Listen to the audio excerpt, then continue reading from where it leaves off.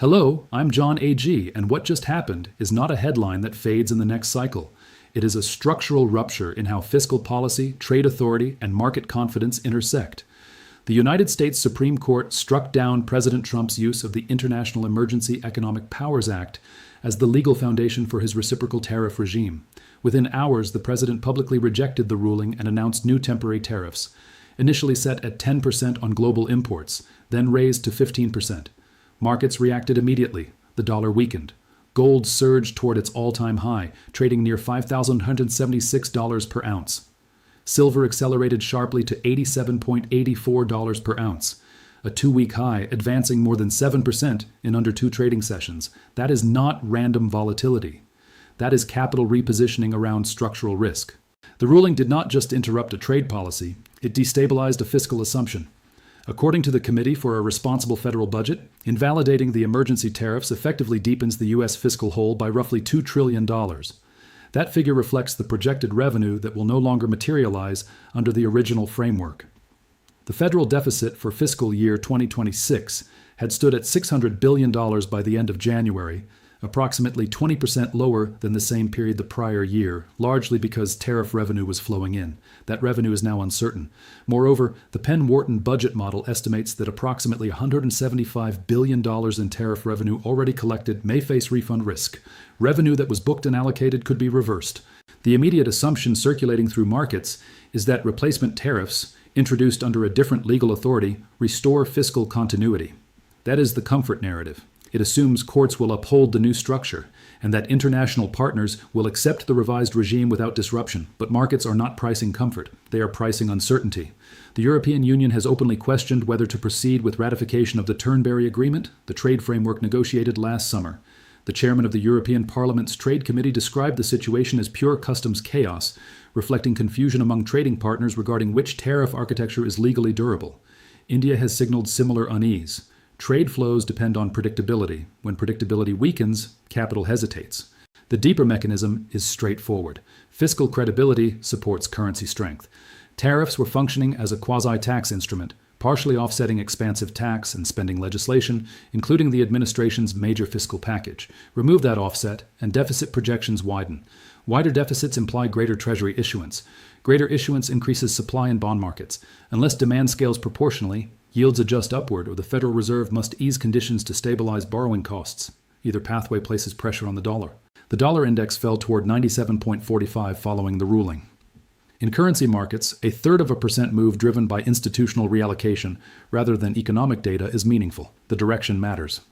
When confidence in fiscal trajectory deteriorates, reserve managers diversify incrementally. A weaker dollar mechanically supports dollar-denominated commodities. Gold and silver become relatively cheaper to holders of euros, yen, or yuan. That translation effect stimulates external demand.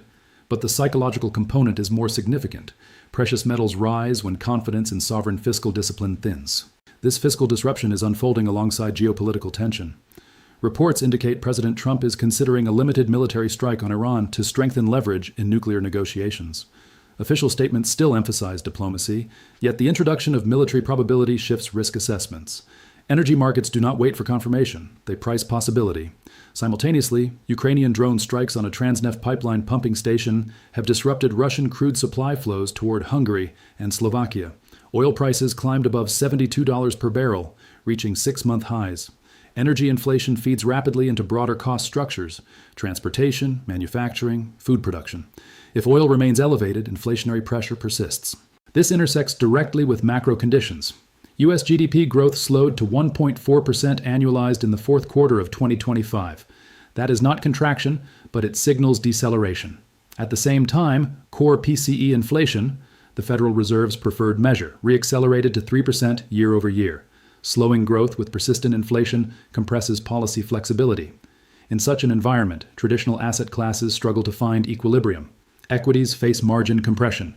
Bonds confront inflation risk. Cash loses real purchasing power. Real assets regain relevance not because of speculation, but because of arithmetic. Yet this is not a one-directional narrative. Technical caution exists.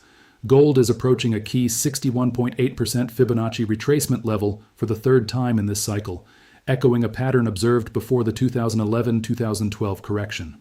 Silver, despite its recent surge, has shown relative weakness on certain momentum measures, with successive local highs marginally lower than previous peaks prior to this breakout. That divergence introduces the possibility of volatility even within a fundamentally supportive backdrop. Markets often test conviction. A retracement in silver from $88 toward the low 70s would not negate the fiscal deterioration story. It would reflect positioning and leverage dynamics. Silver's volatility profile amplifies margin sensitivity. Exchanges can raise margin requirements abruptly during sharp moves, triggering forced liquidation cascades. Institutional players understand this rhythm. Retail participants often underestimate it. Policy constraint forms the central tension. The Federal Reserve is navigating inflation at 3% and growth at 1.4%.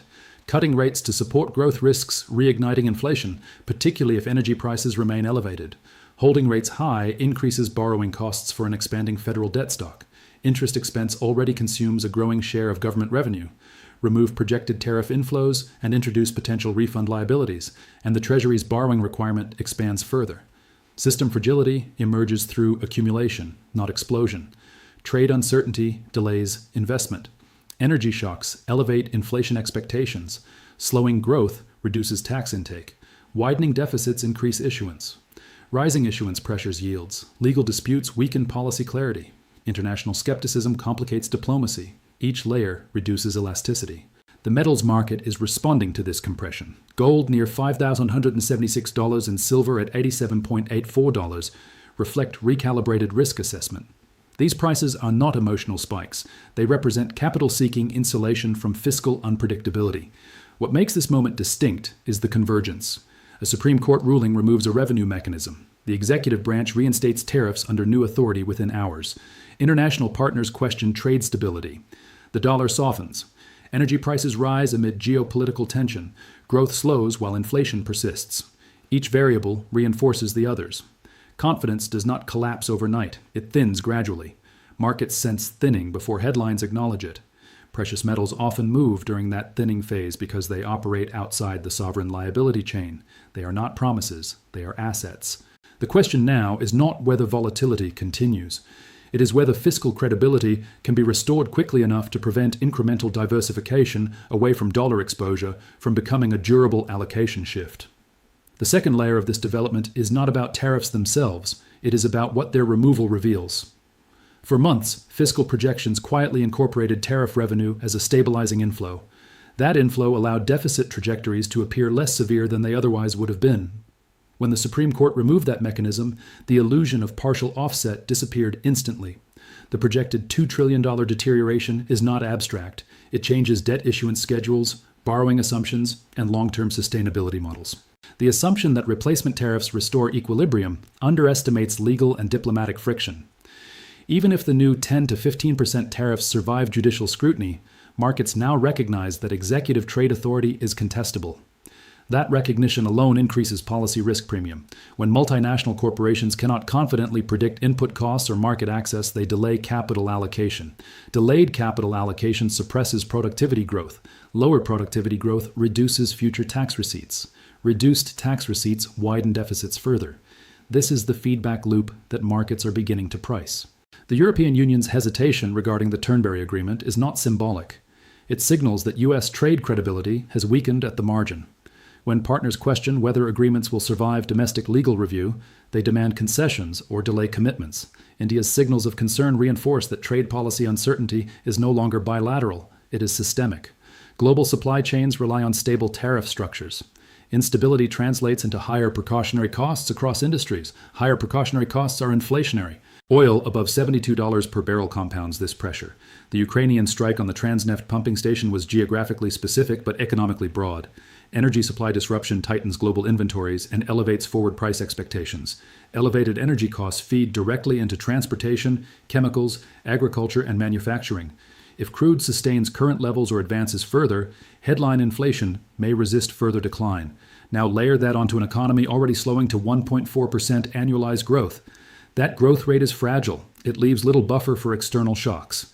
Core PCE at 3% suggests inflation is no longer decelerating in a straight line. The Federal Reserve faces narrowing maneuverability.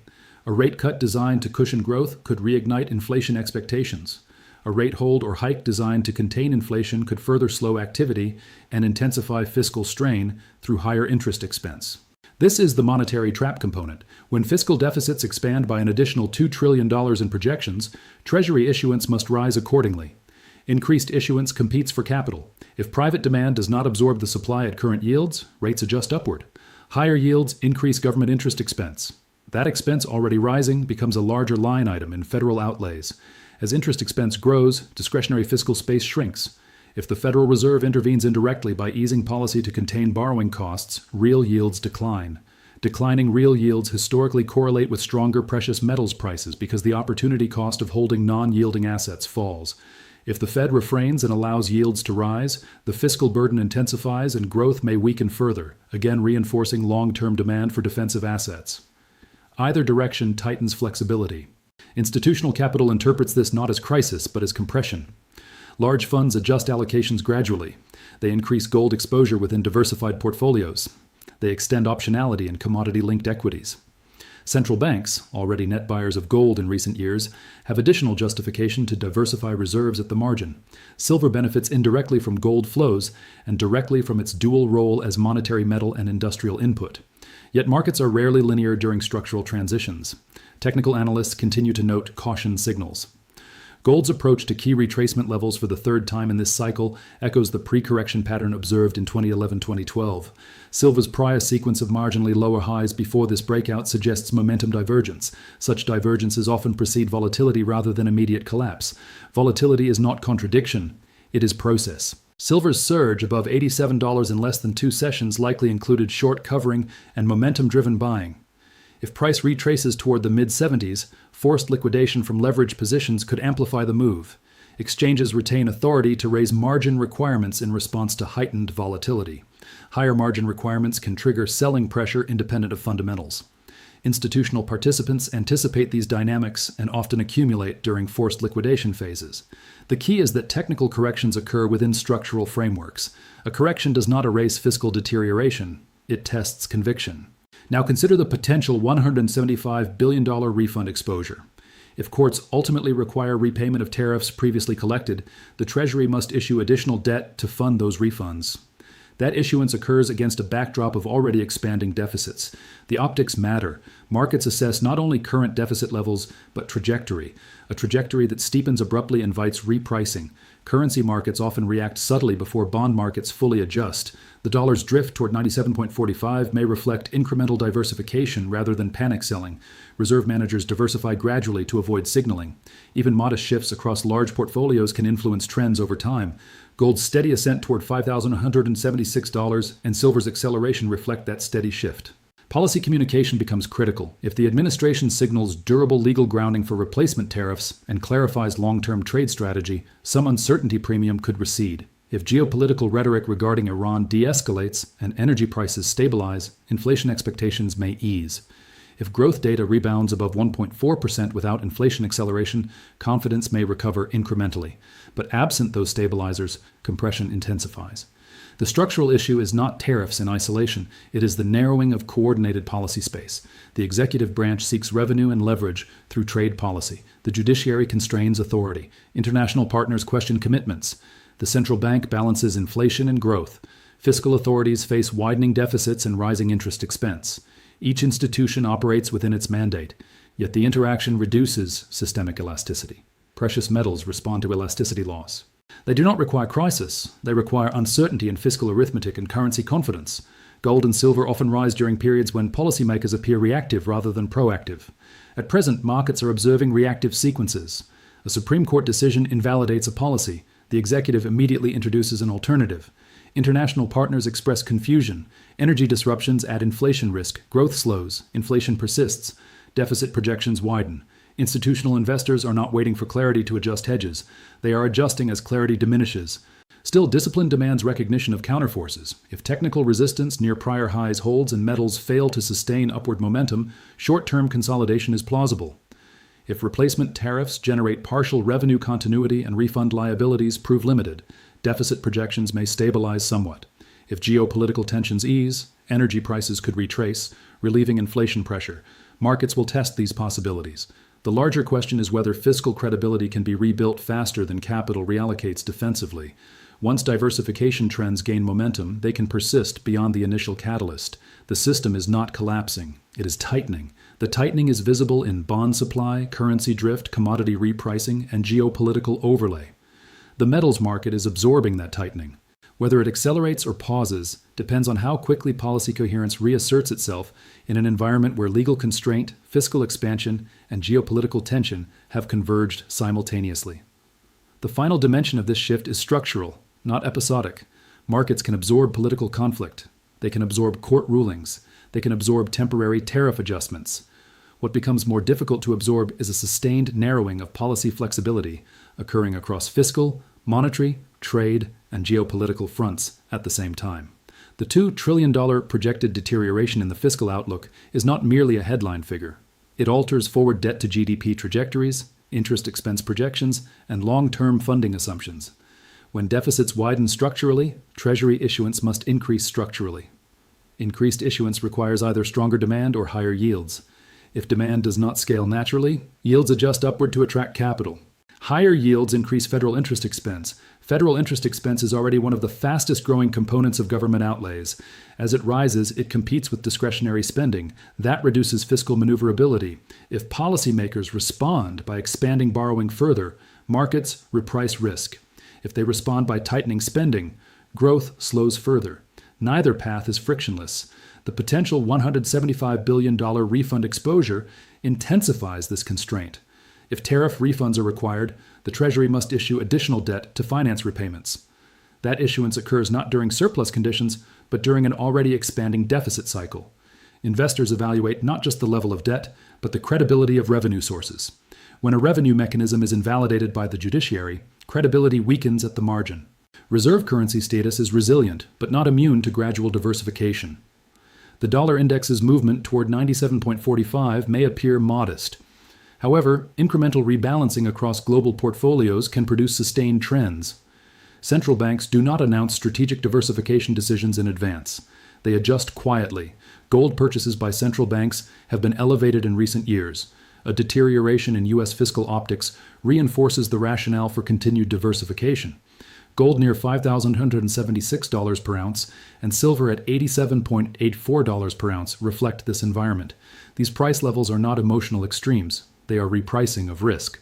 Silver's volatility makes it more sensitive to positioning, but its underlying drivers remain aligned with gold's macro thesis. The false narrative at this stage is that either metals rise indefinitely from here or collapse outright. Structural markets rarely move in straight lines. Technical resistance near prior highs remains relevant. If gold fails to decisively clear its previous peak and silver cannot sustain higher highs beyond recent breakouts, consolidation or retracement becomes plausible. A retracement toward the mid-70s in silver would not invalidate the fiscal story. It would reflect positioning dynamics, margin pressure, and short-term profit-taking. Exchanges can raise margin requirements rapidly in volatile conditions. Such adjustments can force leveraged participants to liquidate at unfavorable levels.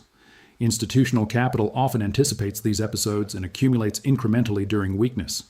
The critical point is that technical volatility does not erase structural compression. Compression is the unifying theme. Growth at 1.4% annualized limits revenue expansion. Core PCE at 3% constrains aggressive rate cuts. Oil above $72 per barrel introduces inflation risk through energy transmission channels. Trade rule uncertainty discourages capital expenditure. Widening deficits increase issuance. Rising issuance pressures yields. Legal disputes undermine fiscal tool stability. International partners question commitments. Each element reduces elasticity. Monetary policy sits at the center of this constraint. If the Federal Reserve lowers rates to cushion slowing growth, real yields decline. Lower real yields historically support precious metals by reducing opportunity cost. However, easing into persistent inflation risks further dollar weakness. If the Federal Reserve maintains restrictive policy to anchor inflation expectations, real yields may remain elevated temporarily, but growth could slow further, intensifying fiscal strain and reinforcing long-term demand for hard assets. This is not a binary trap. It is a narrowing corridor. Geopolitical tension adds an unpredictable variable. Discussion of potential military action against Iran introduces energy supply risk beyond Ukraine-related disruptions. Energy markets react to probability distributions, not certainty. Sustained higher crude prices would delay any return to comfortable disinflation. Delayed disinflation constrains policy. Constrained policy reinforces metal demand.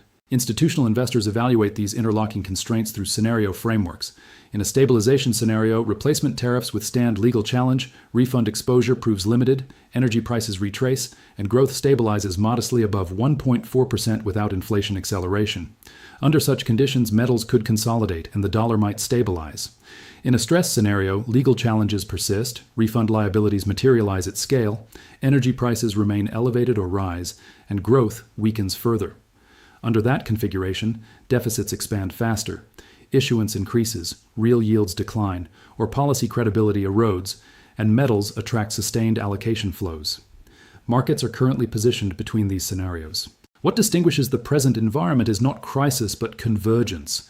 Fiscal expansion, legal constraint, geopolitical risk, energy inflation, slowing growth, and monetary limitation are interacting simultaneously. Convergence reduces margin for error. When margin for error shrinks, risk premia expand. Precious metals function as a hedge against shrinking policy margin. They are not claims on future cash flows. They are not dependent on judicial interpretation of executive authority. They do not rely on trade agreements or tax legislation. They represent insulation from policy variability. However, insulation does not eliminate volatility. Investors expecting uninterrupted upside misunderstand historical precedent. Even during strong macro-driven bull phases, metals experience sharp retracements. Position sizing, liquidity, and time horizon determine outcomes more than entry price alone. The broader issue is confidence in fiscal arithmetic. $2 trillion of projected deficit expansion alters expectations. Potential $175 billion refund liabilities alter expectations. Slowing growth and persistent inflation alter expectations. Energy shocks alter expectations. Expectations drive allocation. Confidence erosion rarely appears dramatic at first. It manifests through subtle currency drift, gradual yield repricing, incremental commodity strength. Over time, these incremental shifts can compound into durable trends. The system today is not breaking, it is tightening. Tight systems are less forgiving. They respond more sharply to surprises. A weak bond auction, a hotter inflation print, a further geopolitical escalation, or an unfavorable legal ruling could amplify existing trends because elasticity has diminished. Conversely, decisive policy clarity, diplomatic de-escalation, and sustained growth improvement could ease pressure. Markets are calibrating in real time. Gold and silver are not reacting to one headline. They are responding to cumulative compression in fiscal credibility, monetary flexibility, and geopolitical stability. Whether this compression releases upward through sustained metal strength or pauses through policy stabilization depends on how quickly institutional confidence can be rebuilt in a system where legal authority, fiscal math, and geopolitical risk have converged within a narrow window. The vote of capital has begun. The outcome depends on whether policy coherence re-expands before incremental diversification hardens into structural reallocation.